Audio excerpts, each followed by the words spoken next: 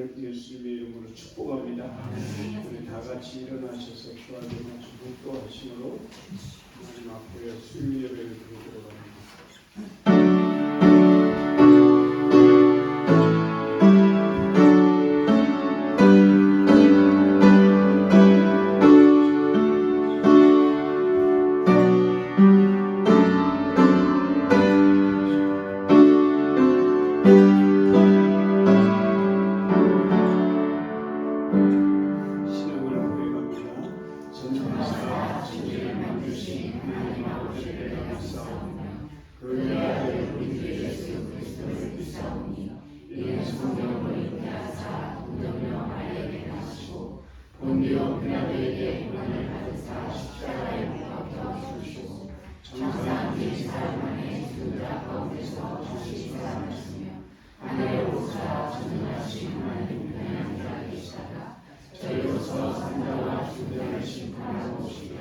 성령을 위사오며 거룩한 무명한 성도가 서로를 통하는 것과 죄를 사하여 주시는 것과 몸이 다시 사는 것과 영원히 사는 것을 위사오나이다.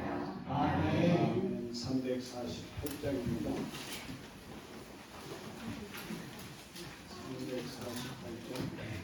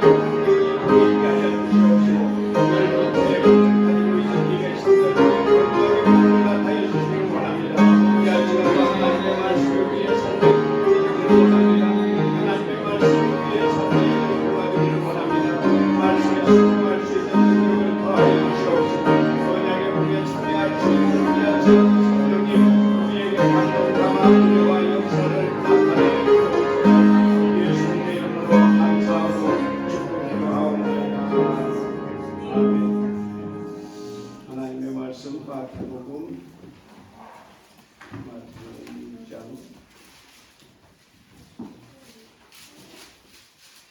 마태복음 6장 13절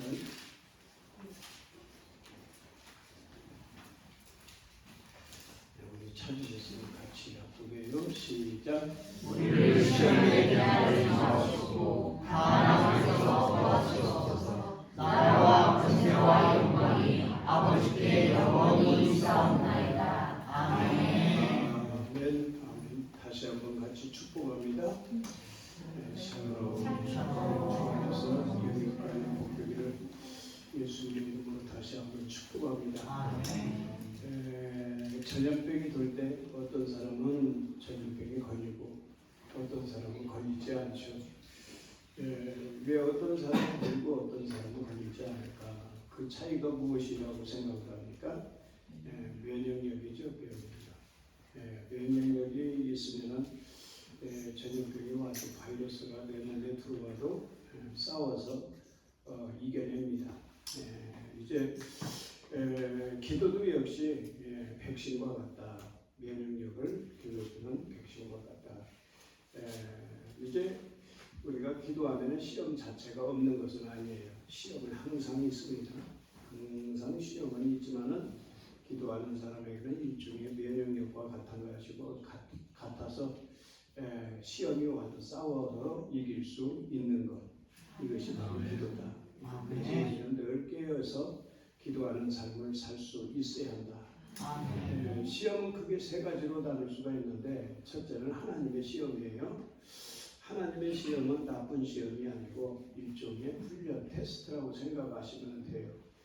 우리에게 고난을 허락은 하시지만은 이제 그 고난을 통해서 우리의 믿음을 자라나게 하시고 우리가 믿음으로 승리하게 하시는 것이 하나님의 시험이다.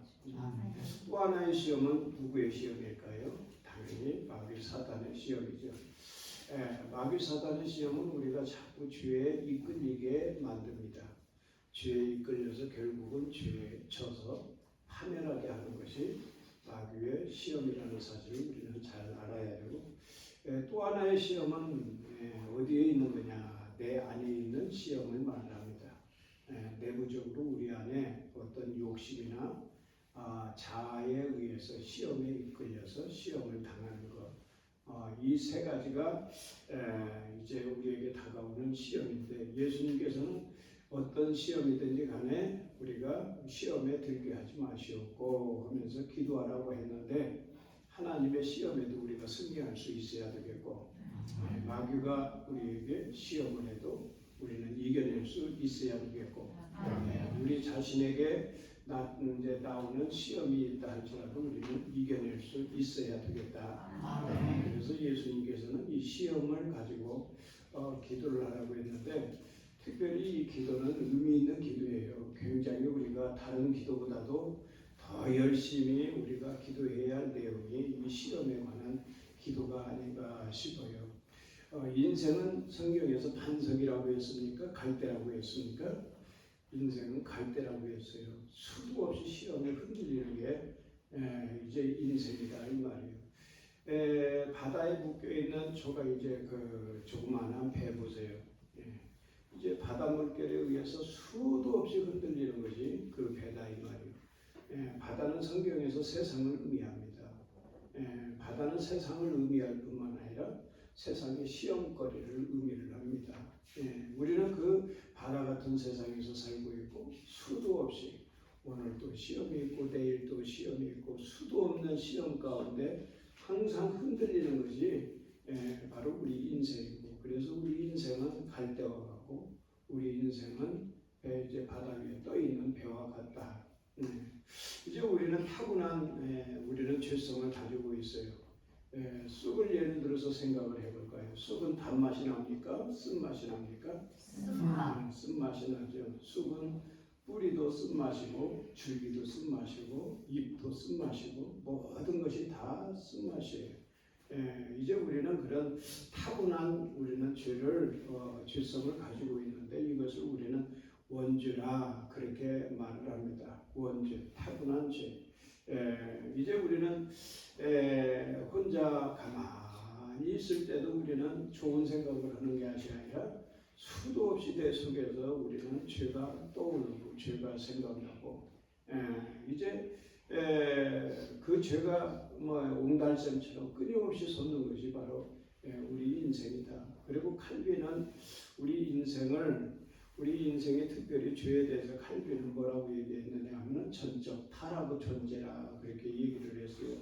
전적 타락의 존재. 신학적인 용어라 조금 어렵죠. 조금 쉬운 얘기로 설명을 하자면은 나침반으로 이해하시면 되겠어요. 근데 그 나침반은 항상 어디를 가르치고 있습니까? 나침반은 어디를 가르치고 있어요? 자, 북쪽을 가르치고 있죠. 이것은 우리 인생이 삶의 목적, 우리 인생의 삶의 목적, 그리고 삶의 방향. 항상 우리 인생은 애초에 창조되었을 때 그런 나침반과 같이 하나님을 사랑하도록 하고 하나님께 예배하는 자로 하나님과 함께할 자로 그렇게 만들어졌다 이 말이에요. 그런데 그 나침반이 고장나버렸어요. 방향을 가르치지 못해요. 인생의 삶의 목적이랄지 인생이 살아가야 할 방향에 대해서 전혀 가르쳐주지를 못하고 있다 이 말이에요. 그래서 인생은 전적 타락의 그런 존재다. 그래서 이제 우리는 그런 죄성과 그런 타락의 존재로 말미암아서 우리의 마음은 항상 오염되어 있다는 사실이에요. 자, 우리 안에 예수님이 항상 계시고 예수님과 더불어서 정말 예수님과 끈끈하게 사랑하고 예수님을 위해서라면 예수님을 위해서 항상 우리의 심장이 뜨겁고 항상 우리가 견딜 수 없는 마음으로 우리 주님의 그 사랑으로 충만해져 있다면 우리는 절대 죄하고는 관계가 없이 살아갈 수가 있겠죠. 그런데 내 안에 예수님이 계시는 정도는 여러분들 얼마나 됩니까? 내 안에 예수님은 왜 부르나 계신다고 생각을 해요. 아주 조금 있다가 없고 조금 있다가 없고. 여러분 박군의 마음 아세요? 우리 어렸을 때 아주 어렸을 때 우리 권사님은 기억나는가요? 박군의 마음 주일학교 때 배웠던 거 몰라요? 박군의 마음에 예수님 이제 그 미움이 있고 뱀이 있고 어떻습니까? 막 그런 걸로 가득 찬 아주 죄가 너무나도 더러운 오물 뭐니까 돼지우리와 같이 그렇게 더러운 마음인데 예수님이 들어가면 어때요? 깨끗해지고 그런 이제 주일학교 때 그런 이제 그런 이미지로 우리가 공부를 하기도 했는데 예수님이 이 안에 계시면은 참 얼마나 좋아요. 그런데 예수님은 사라져버리고 이 안에 마귀가 들어와 있고 욕심이 들어와 있고 미움이 들어와 있고 그러니까 온통 어때요? 더러움으로 가득 차지 않습니까? 그래 이제 그런 더러움으로 가득 차 있기 때문에 우리의 마음에 예수님으로 충만하고 성령으로 충만한 것이 아니라 그런 공백에 의해서 우리는 죄를 짓게 된다. 자, 그래 이제 이런 여러 가지 우리의 이제 죄성이나 전적 타락의 그런 이제 인격으로서 그런 존재로서 죄를 지을 수밖에 없는데 그런 상황에서도 불구하고 시험이 오는데도 불구하고 이겨낸 사람이 있고 진 사람이 있다. 가룟 유다 같은 사람은 그 시험을 이겨내지 못하고 결국은 파멸을 하고 말죠. 그러나 베드로는 예수님을 세 번이나 부인했음에도 불구하고 끝내는 승리하는 그런 모습을 보게 됩니다. 제가 이 야베스 이야기도 종종 하는데 야베스도 출생 때부터 아주 이제 어려운 그런 환경에서 이제 세상 말로 여러 가지 이제 시험이 다가옴에도 불구하고 그 시험 중에서도 하나님 앞에 기도함으로 이겨내는 그런 모습을 보게 됩니다. 그런 이제 어려운 환경에서 자신을 원망하고 불평하고 그러면서 더 타락하는 사람이 없지 않아 있어요. 그래 이제 그 갈림길, 그런 갈림길에서 어떤 사람은 성공하고 어떤 사람은 성공하지 못하는 그런 모습을 보게 됩니다. 자, 이 요셉이라는 사람도 그런 여러 가지 시험이 왔을 때, 유혹이 왔을 때 어땠습니까? 내가 어찌 하나님 앞에서 득죄하리까 하면서 자리를 박차고 일어나는 것을 보게 됩니다. 욥이라는 사람도 엄청나게 시험이 많이 왔지만은 그 상황에서 엎드려서 얼마나 기도합니까? 그 악창으로 인해서 고생을 하면서도 제 가운데 앉아서 하나님 앞에 원망하고 불평하는 것이 아니라 하나님 앞에 회개하는 욥을 보게 됩니다. 욥기 42장에서는 이제 친구들을 위해서 번제적인 그런 기도를 드리면서 결국은 하나님의 놀라우신 은총을 입고 욥기 42장으로 끝나는 것을 보게 됩니다.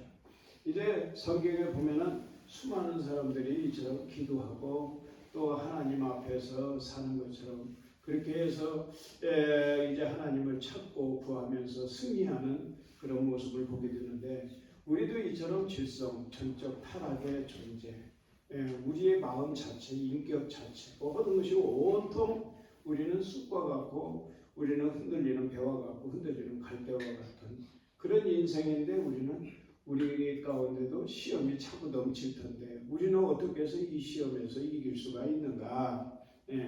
우리가 이길 수 있는 방법을 몇 가지를 생각하자면 첫째는 우리는 요셉처럼 우리는 호람대오를 외쳐야 된다.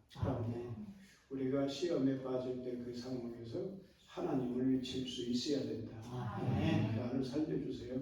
하나님 보면서 우리는 하나님 앞에 있는 것처럼 하나님 앞에서의 우리의 태도, 자세, 우리는 하나님을 외칠 수 있어야 된다. 그리고 예수님은 광야 시험에서 무엇으로 이겼느냐? 사단이 이제 여러 가지로 예수님을 시험할 때 예수님께서 뭘로 이겼어요? 어떻게 해서 승리했습니까? 기록하였으되 하면서 하나님의 말씀으로 이겼다는 사실을 우리는 잘 알아야 합니다. 다윗도 그랬어요. 다윗도 시편 119편 11절에 보니까 내가 주께 범죄하지 아니하려 하여 주의 말씀은 내 마음에 두었나이다. 주의 말씀은 내 마음에 두었나이다. 시험에 이기기 위해서는 우리는 하나님의 말씀을 많이 봐야 합니다. 부지런히 하나님의 말씀을 봐야 돼요. 부지런히 하나님의 말씀을 묵상해야 되고요. 여러분 휴대폰에다가 하나님의 말씀으로 창을 하나 만들어 놓으시고 휴대폰을 열 때마다 하나님의 말씀을 묵상하세요. 하나님의 말씀을 기록해 놓고 하나님의 말씀 우리는 큐티할 수 있어야 돼요. 매일매일 하나님의 말씀으로 묵상할 수 있어야 되고 적당히 하면은 안 돼요. 적당히 하면 우리는 세상에 미혹될 수밖에 없고 세상 사람들과 같이 살아갈 수밖에 없어요. 믿음의 선진들처럼 우리가 승리하려면 우리는 하나님의 말씀을 부지런히 배워야 되고 하나님의 말씀을 부지런히 묵상해야 되고 또 우리는 열심히 기도해야 될 줄로 믿습니다. 이제 우리는 또 예수님을 영접한 사람들이잖아요. 우리가 예수님을 영접했다는 것은 주관자의 변화가 일어난 사람들입니다. 예수님을 영접한 사람은 내 안에 예수님이 계신 사람을 말을 해요. 예수님의 영향력이 있다 이 말이에요. 자, 우리는 죄성도 있고 예수님이 내 안에 들어와서 예수님이 나를 주관을 하시기도 해요.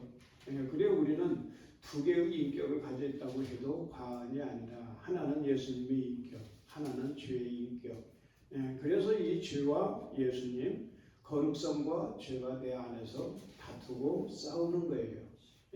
다투고 싸우고 미워하고 서로 밀쳐내려고 하고 그래서 우리는 마음 안에서 갈등이 일어나는 겁니다. 그래서 사도 바울은 오라 나는 공고한 사람이로다. 오라 나는 공고한 사람이로다.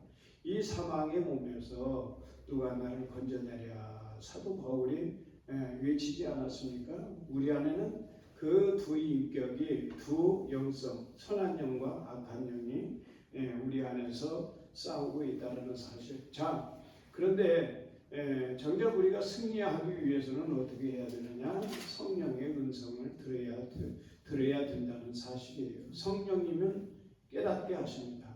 아멘. 성령님은 알게 하세요. 성령님은 이제 알게 하셔서 우리가 어떻게 해야 할지를 성령님이 가르쳐 주신다 이 말이에요. 이것을 우리는 감동이라고 하고 성령의 감동 역사하십니다. 그렇게 얘기를 합니다. 성령님이 감동을 주셨을 때 우리는 시험에 빠질 수밖에 없는 그 상황에서 우리는 어떻게 해야 되냐? 자리에서 일어나야 하는 거예요. 성령님이 알게 하셨을 때 우리는 스톱 거기에서 멈출 수 있어야 되고, 성령님이 알게 했을 때 우리는 그 상황에서 기도할 수 있어야 되고, 우리는 즉각 순종할 수 있어야 된다. 이것이 우리는 믿는 사람은 습관화되어야 돼요. 습관화돼야 돼. 한 번 이겼다고 해서 나는 승리했습니다. 그게 아니에요. 두 번 이겼다고 해서 나 승리했습니다. 그게 아니에요. 시험은 3번도 오고 4번도 오고 끊임없이 계속 오는 것이다 이 말이에요. 그런데 이것을 내가 이겨내다 보면은 결국은 내가 이제 습관화가 되고 그것이 내 삶이 되고 우리는 승리하는 삶을 살아갈 수가 있다는 사실이에요. 성경에 보면은 도피석이 나옵니다. 죄를 지은 사람, 또 죄를 지을 수밖에 없는 사람. 이제 이런 사람들은 어떻게 해야 되냐? 도피성으로 도망가듯이. 자, 우리는 시험에서 우리는 나와야 되고 거기서 자리를 이탈해가지고 이제 나 혼자 있는다고 해서 내가 완전히 승리한 것은 아니고 믿음의 공동체들하고 함께 어울리는 것이 승리하는 방법이다. 그래서 우리는 시험 가운데서 빠져나와서 우리는 성전을 찾을 수도 있어야 되고 믿음의 형제들을 서로 연락해서 만나고 또 이야기하고 주 안에서 공동체들과 함께 지내는 것이 일종의 승리의 방법이라는 사실을 우리는 알아야 한다.